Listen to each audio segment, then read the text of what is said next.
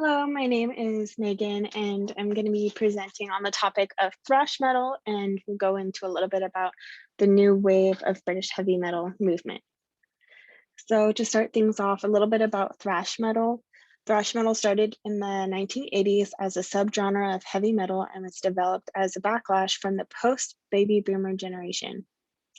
Thrash metal is known for their songs that usually have a faster tempo with low register guitars, some deep emphasized harmonies, power chords, and some great guitar solos.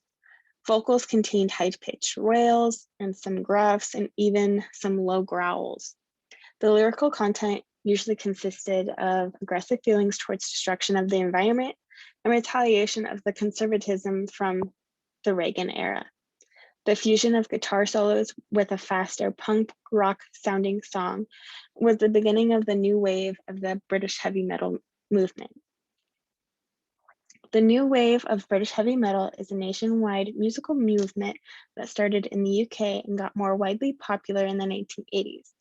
When the new wave of British heavy metal first started in the late 1970s, it was not widely known about and was seen as an underground movement until a well-known British DJ called Neil Kay promoted this new sound. When the public heard about this new loud genre, it was a success and eventually became a success nationwide. The movement really mostly only contained white young males who were part of the working class and who had suffered some kind of hardship as a result from the recent recession in the early 1970s. Because of their shared hardships, these young men decided to create a community where they could listen and express themselves through these fast tempo and loud songs. This became the start of the new wave of the British heavy metal movement and thrash metal.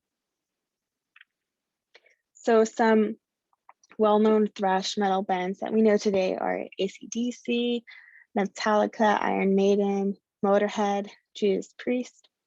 Thrash metal artists have a specific sound and look to their genre. Usually at their concerts, there would be visuals of Satan, skeletons, demons, and other occult objects. Iron Maiden specifically featured a stage prop and mascot called Eddie the Head, which looked like a scary skeleton demon figure, and I have it pictured in the presentation. Some visual aspects of this genre consisted of these young men with longer hair and some fashionable aspects such as jeans, leather trousers, and vests, t-shirts with band logos, patches on their clothing, and usually their clothing was typically black or some other darker color. You can look at AC/DC, for example. Most of their band members are wearing jeans with black t-shirts or a band shirt with logos. And then there's Angus in the middle with a total different outfit that doesn't really fit in with the thrash and heavy metal artists fashion, but I think that's what makes AC/DC stand out because he's recognizable.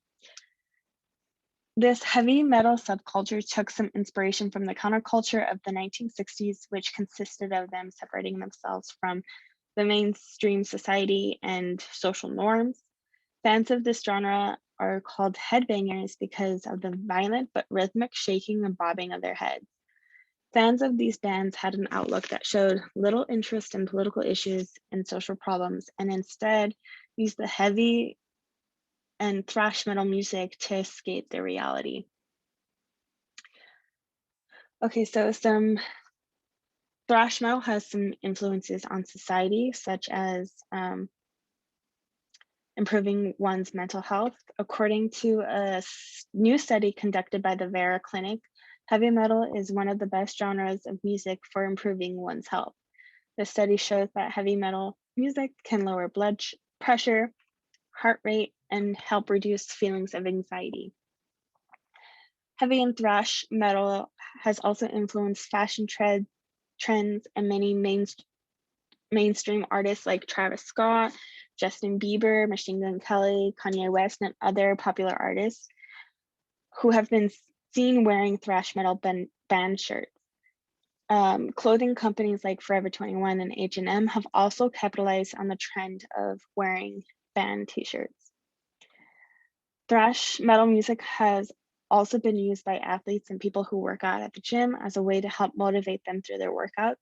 And there was actually a study conducted in 2010 where participants had performed a lot better listening to thrash and heavy metal rather than other rock genres. Thank you.